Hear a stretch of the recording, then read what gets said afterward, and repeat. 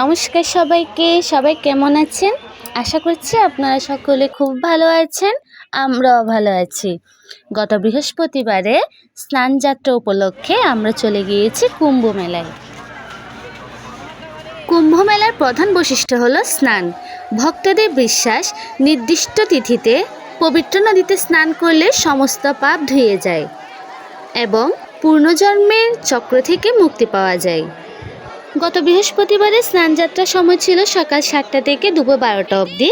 তাই আমরা সকাল 7:30টার দিকে বাসা থেকে রওনা দিই বাঁশখালী ঋষিধামের উদ্দেশ্যে। ঠিক 9টার সময় আমরা সেখানে গিয়ে পৌঁছাই এবং 10:30টার ভিতর আমরা স্নান শেষ করে মন্দিরে যাই প্রণাম করার জন্য।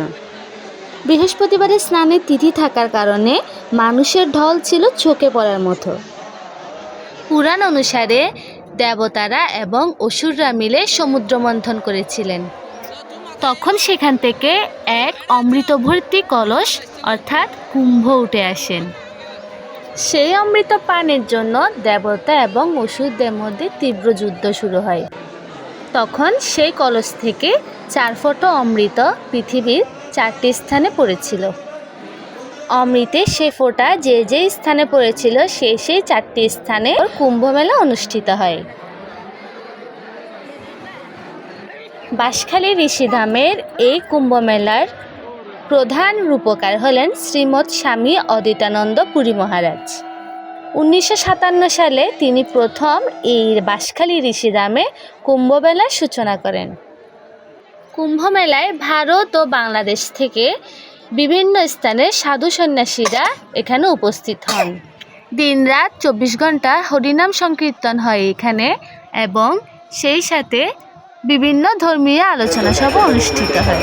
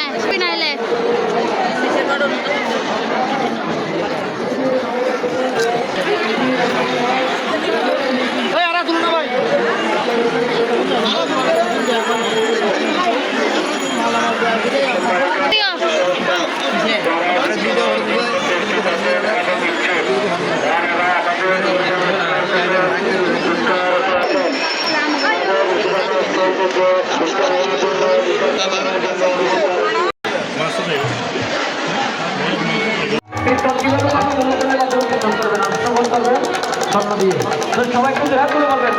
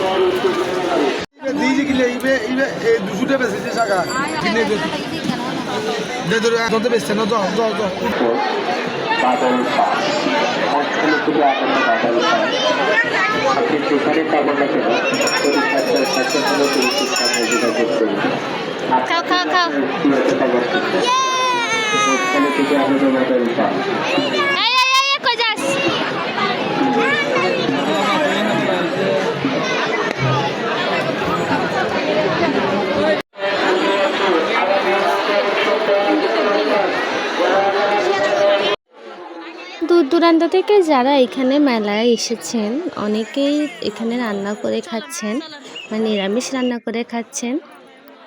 বিশেষ করে যারা মেলায় স্টল দিয়েছেন তারাই।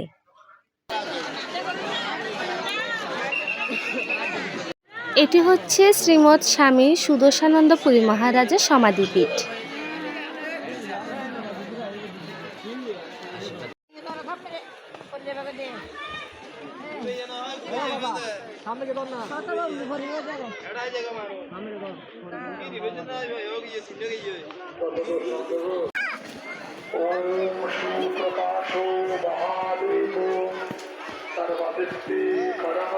এখন আমরা চলে যাচ্ছি প্রসাদ নেওয়ার জন্য। প্রসাদের ওখানে যে পরিমাণ ভিড় আর লাইন ছিল সেটা চোখে পড়ার মতো। সম্পদা দেবী ভগীরথী কুশপত্রসী ব্রহ্মণা